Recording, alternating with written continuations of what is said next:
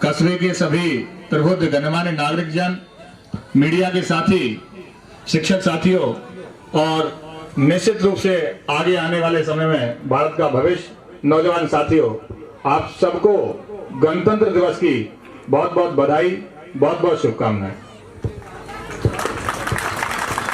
आप सबको जानकारी है कि आज का दिन उन तमाम स्वाधीनता सेनानियों को और गणतंत्र के संस्थापकों को और उनके आदर्शों को याद करने का दिन है। 26 जनवरी 1950 को भारत का संविधान लागू हुआ और हमारे संविधान में एक कल्पना की गई कि हम सब शांतिपूर्ण से अस्तित्व के साथ में समावेशी और सतत विकास की धारणा को लेते हुए सबका साथ और सबका विकास पे काम करेंगे। इन्हीं लक्ष्यों को लेकर के हमारे संविधान निर्माताओं ने संविधान का निर्माण किया, एक विधान की रचना की। उस विधान में सबके सम्मान की बात कही गई, सबको साथ लेने की बात कही, सबको आदर के साथ में जीने की बात कही। हमको इस बात को ध्यान रखना पड़ेगा, छोटी छोटी चुनौतियां, छोटी छोटी समस्याओं से घबराना नहीं है और देश का जो आधारभूत ढांचा है, हमारी विशेषता विविधता में एकता, उसको बनाए रखने का उत्तरदायित्व हम सबका है। अन्यथा हमको ये कहना पड़ेगा कि हवेली झोंपड़ी सबका मुकद्दर फूट जाएगा, जो ये साथ हिंदू मुस्लिमों का छूट जाएगा। दुआ कीजिए कि हमें प्यार के रिश्ते रहें कायम, ये रिश्ते टूट जाएंगे तो भारत टूट जाएगा। साथियों, आप सबको एक सशक्त और सुंदर भारत के निर्माण की कल्पना को साकार करने के लिए बहुत ही स्नेह के साथ में, अनुशासन के साथ में, सामाजिक समरसता रखते हुए, आपसी प्रेम के साथ में कार्य करने की जरूरत है। मुझे याद आती हैं कुछ पंक्तियां कि बरसों से जब साथ रहे, सदियों से जब साथ रहे, तो क्यों तकरार करें हम, साथ जिएंगे साथ मरेंगे, आओ ये इकरार करें हम। नफरत से नफरत बढ़ती है, प्यार से प्यार पनपता है, सम्मान मोहब्बत से रोशन ये वतन करें हम। आज के इस पावन अवसर पर मैं देख रहा हूं कि यहाँ युवा पीढ़ी बहुत है। मैं आप सबसे आग्रह करना चाहूंगा कि आप किसी भी देश की सर्वश्रेष्ठ ताकत हैं, किसी भी देश का अवनति और उन्नति का ग्राफ जो है वो आप पे निर्भर करता है। आप में बहुत पोटेंशियल है, आप अपने पोटेंशियल का सही इस्तेमाल करते हुए जीवन में आगे बढ़ें और अपनी एबिलिटी के हिसाब से, अपनी कैपेसिटी के हिसाब से बेहतर करते हुए अपना समाज, घर, परिवार, देश और प्रदेश का नाम रोशन करें। आप सब जानते हैं कि पत्थर से मूर्ति बनने की प्रक्रिया बड़ी खास होती है।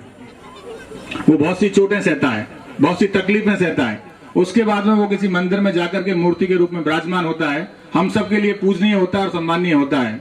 मदन मोहन दानिश ने इस बात को यूं कहा कि पत्थर पहले खुद को पत्थर करता है, तब जाकर के ही कुछ कारीगर करता है। इस मौके पर मेरा आपसे आग्रह रहेगा कि आप सब एक अच्छा उद्देश्य और लक्ष्य लेकर के जीवन में आगे बढ़ें। साथियों, मेरा मानना है ये वो समय है जब आप मिट्टी से मटका बन सकते हो, जब आप एक शब्द से साहित्य बन सकते हो, जब आप गागर से सागर बन सकते हो, जब आप आम से खास बन सकते हो और सामान्य से विशेष बन सकते हो। इन सब चीजों के लिए आपको मेहनत करने की जरूरत है। मैं ये भी मान के चलता हूं सीओ साहब की बहुत से बच्चे ऐसे हैं जो बहुत प्रयास करते हैं पर अपेक्षित सफलताएं नहीं मिलती, पर मेरा मानना ये भी है कि आप निरंतर प्रयास करोगे, लगातार लगे रहोगे तो निश्चित रूप से आपको सफलता प्राप्त होगी।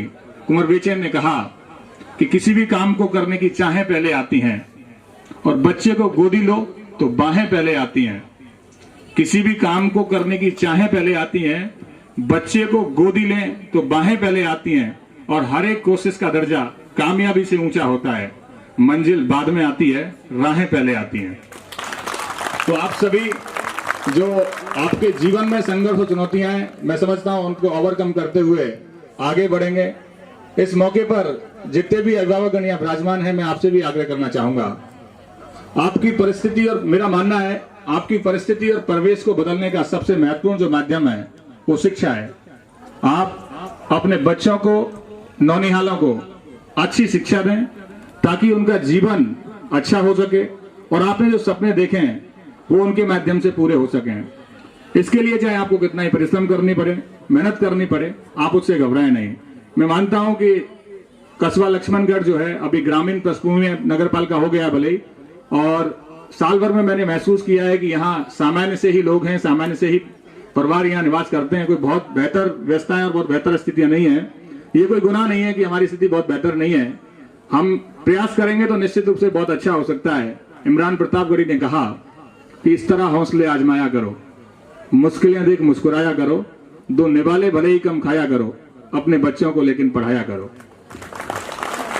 साथ ही जो वरिष्ठ जन और विद्वजन यहाँ बैठे हैं, मैं आपसे भी आग्रह करना चाहूंगा कि आप सब बहुत ही अनुभवी लोग हैं, आपके पास में जीवन का तजुर्बा है, और जो नई पीढ़ी आ रही है, मेरा मानना ये भी है कि इसको शिक्षित करने के साथ साथ संस्कार देने की भी जरूरत है। आज का युवा कहीं गलत रास्तों में भटके नहीं, इसके लिए आपको मार्ग प्रशस्त करना पड़ेगा। आपको उनको समझाना पड़ेगा कि आपको कौन से काम करने हैं, आपको कौन से काम बिल्कुल नहीं करने हैं, आपको कहां जाना है और आपको कहां नहीं जाना है। कभी वसीम बरेलवी ने कहा कि उसूलों पर अगर आ जाए तो टकराना जरूरी है, तो जिंदा हो तो जिंदा नजर आना जरूरी है। इन नई उम्र की खुद मुख्तारियों को ये कौन बताए, कहां से बच के चलना है, कहां जाना जरूरी है। ये सब बताने का काम समाज के अग्रज और वरिष्ठजन करेंगे। साथियों, आप सबको जानकारी है कि आज का समय, पिछले 2 साल से हम अखबारों में पढ़ रहे हैं, कोविड जैसी खतरनाक बीमारी का सामना हम सब कर रहे हैं, और आए रोज अखबारों में ओमिक्रॉन के बारे में पढ़ने को हमको मिल रहा है। ये बात सच है कि हमारे आसपास के माहौल में ऐसी कोई विशेष घटनाएं नहीं हुई जिन्होंने हमारा ध्यान खींचा हो, लेकिन जिन लोगों ने अपनों को खोया है वो इस बात की गंभीरता को बहुत बेहतर रूप से जान रहे हैं। तो मेरा आग्रह रहेगा आप सबसे कि आप कोविड की जो हमारी डोजेज जो लग रही है, वैक्सीनेशन जो हो रहा है, मेहरबानी करके आप वो वैक्सीनेशन करवा लें। और जितने भी 15 से 18 वर्ष के एज ग्रुप के जो बच्चे और बालक और जो बालिकाएं यहाँ हैं जिन्होंने वैक्सीनेशन नहीं लिया है, उनके लिए भी हमारे बीसीएमओ साहब और सीबीओ साहब काफी प्रयास करते हुए विद्यालय स्तर पर कैंप हम लगा रहे हैं, तो एक भी बच्चा छूटे नहीं। पल्स पोलियो अभियान का जो नारा था कि एक भी बच्चा छूटा सुरक्षा चक्र टूटा, उस सेम स्थिति यहाँ हो सकती है। आप यदि वैक्सीनेशन नहीं लेंगे तो उसका खामियाजा हो सकता है आपके परिवार को भोगना पड़े, आपको भोगना पड़े, आपके आसपास के माहौल के लोगों को भोगना पड़े। मैं उम्मीद करता हूं कि आप लोग बहुत ही अच्छे लोग हैं, समझदार लोग हैं, वर्तमान परिस्थितियों को ध्यान में रख करके आप कोविड की डोजेज लगवाएंगे, और इस पूरे कार्यक्रम में राज्य सरकार की मंशा के अनुरूप, हमारे चिकित्सा विभाग की मंशा के अनुरूप सहयोग करते हुए हम 100% लक्ष्य को प्राप्त करेंगे। इन्हीं उम्मीदों के साथ एक बार पुनः आप सबको गणतंत्र दिवस की बहुत बहुत बधाई, बहुत बहुत शुभकामनाएं। Thank you so much. बहुत ही शानदार उद्बोधन देकर के आपने हमें अनुग्रहित किया।